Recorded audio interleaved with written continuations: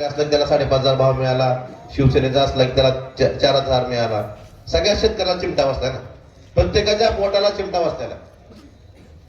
आपण माग 2-3 दिवसापूर्वी केंद्र सरकारचा 12वा अर्थसंकल्प जाहीर झाला.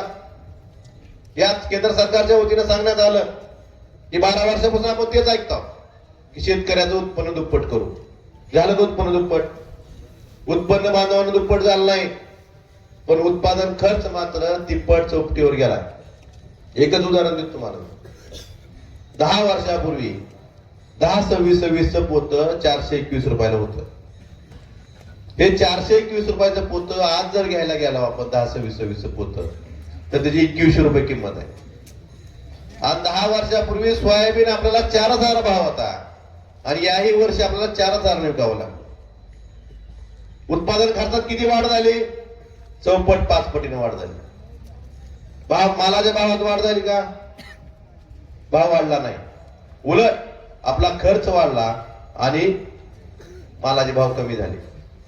कांद्या शेतकरी इथे कोण असतील तर मला त्यांना विचारायचं काय कांद्याचा भाव आहे? 9-10 रुपयावर कांदा आला. 10 वर्षापूर्वी 1 एकर कांदा जर करायचा म्हणलं तर 10-15 हजार रुपयात 1 एकर कांद्याचं उत्पन्न निघत होतं. आज जर 1 एकरचा खर्च काढायला गेलं तर 60 ते 70 हजार रुपये एकरी खर्च येतो आणि भाव 10 रुपयाच्या आत. मग उत्पादन खर्चात भरमसाठ वाढ, तिप्पट चौपट 5 पटीने वाढ आणि मालाचा भाव मात्र कमी. मग आपण आपल्या मनाला विचारलं पाहिजे, हे सरकार शेतकऱ्यासाठी शेतकरी हिताचं काम करतंय का शेतकऱ्याला गाळात घालायचं काम करते? ह्याचाही आपण विचार केला पाहिजे. दुसरी बाजू, दुधाचं उत्पादक शेतकरी भरपूर असतील. आपण बघतोय काही दिवसापूर्वी, काही वर्षापूर्वी 600 रुपयाला असलेलं पशुखाद्याचं पोत आज 1800-2000 वर गेले. त्यापणे दुधाचे भाव वाढले का? नाहीत वाढले. खर्च वाढला, आपला खर्च वाढवला आहे पण आपल्या मालाची किंमत वाढवली नाही. आता 2 दिवसापासून तुम्ही एक टीव्हीवर पेपरला बातम्या वाचत असता. अमेरिकेचा आणि भारताचा व्यापारी करार झालाय. व्यापारी करार 2 देशात झालाय, पण जाहीर कोण करतंय? अमेरिकेचे राष्ट्रपती, अमेरिकेचे कृषी मंत्री.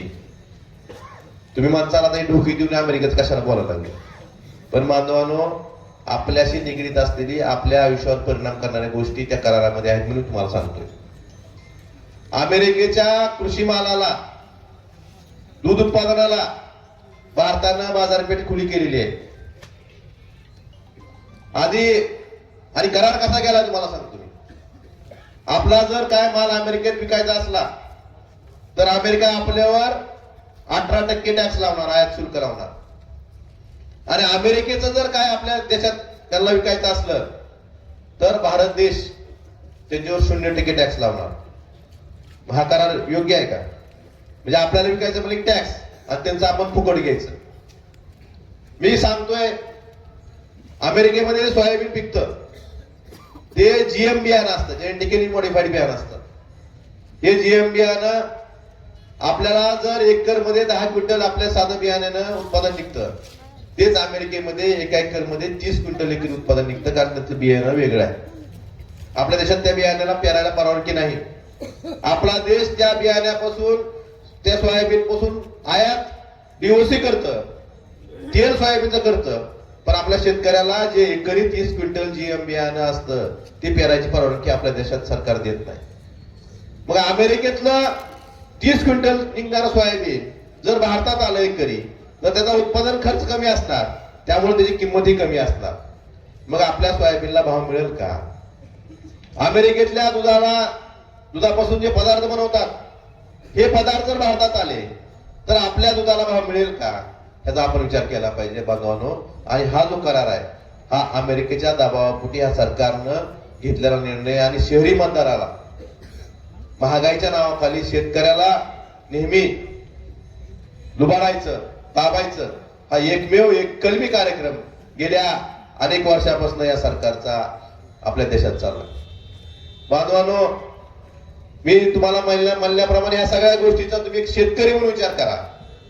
आपण स्वतः शेतकरी आहेत, पक्ष कुठला हा विसरून जा 5 मिनिट, पण प्रत्येकाच्या पोटाला चिमटा या सरकारनं घेतलेला आहे आणि ह्याचा धडा शिकवायची त्यांना वेळ ही आता आलेली आहे.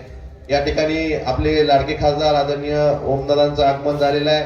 आपण सर्व त्यांचं टाळ्या वाजवून स्वागत करूया.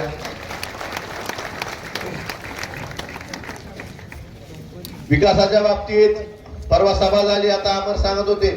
अमरच्या बाबतीत एक गोष्ट सांगतो तुम्हाला. मी सरपंच म्हणून काम केले, उपसरपंच म्हणून काम केले, पण एखाद्या गोष्टीचा पाठपुरावा कुठलाही गाजावाजा न करता ते काम तडीस नेईपर्यंत, ते काम पूर्णत्वास नेईपर्यंत कसा करावा तरी अमर समजतोय. आदरणीय खासदार साहेबांचं आगमन झालेलं आहे.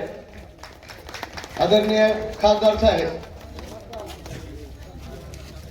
कारण कुठलीही गोष्ट सहजी होत नसते, त्याला गोष्टीचा पाठपुरावा करावा लागतो. त्यांनी एक मागा किस्सा सांगितला, तसाच किस्सा म्हणजे अनेक किस्से आहेत. परवा त्यांनी सांगितलं की काही लोक प्रत्येक भाषणात सांगतात, प्रत्येक ठिकाणी जाऊन मत मागायला तर काहीच नाही, दिवे काहीच लावलेलं नाही, मग मत कशावर मागायची. तर एकच गोष्ट म्हणायची की केंद्रात आमचं सरकार आहे, राज्यात आमचं सरकार आहे, राज्यात आमचं सरकार आहे, मग विकासाला निधी कुठून आला. मला त्यांना सांगायचंय, तुम्ही लोकशाहीचा अपमान करताय. तुम्ही या ठिकाणी डॉक्टर बाबासाहेब आंबेडकरांनी जे संविधान दिलेलं आहे त्या संविधानाचा अपमान करताय. तुम्ही सर्वसामान्य माणसाला, सर्वसामान्य जनतेला ब्लॅकमेल करून आमचं सरकार आहे केंद्रात, राज्यात आणि मतदान आम्हालाच केलं पाहिजे आणि आम्हाला जर मतदान केलं नाही तर आम्ही विकास निधी देणार नाही, ही एक प्रकारची ब्लॅकमेलिंग या सत्ताधारी पक्षाकडनं गेल्या काही दिवसापासून धाराशिव जिल्ह्यात चालू आहे.